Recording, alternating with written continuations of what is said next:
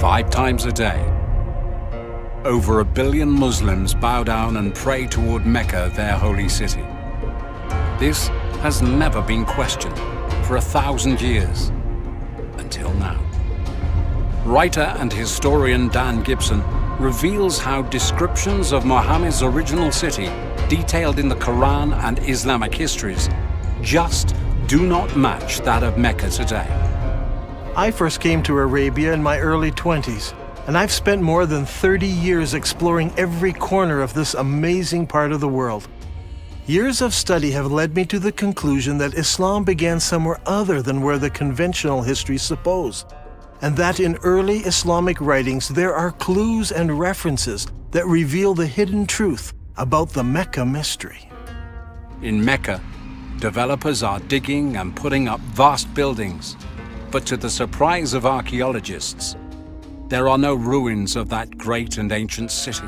Did you know that the name Mecca does not appear in any literature prior to 740 AD? That's 120 years after the founding of Islam. Today, mosques face Mecca, but this was not the case in the earliest of times, when it was thought that they all pointed to Jerusalem. However, groundbreaking technology allows us to align where the very earliest mosques point to on the map. And it all points to one place, but it isn't where Islam expects it to be. In this film, we will locate the original Mecca.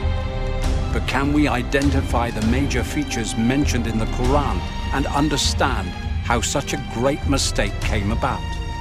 Can we find the original mountains of Marwa and Safa, and the watercourse where Muhammad used to run? Or the marker stones that set the boundary to the forbidden gathering place?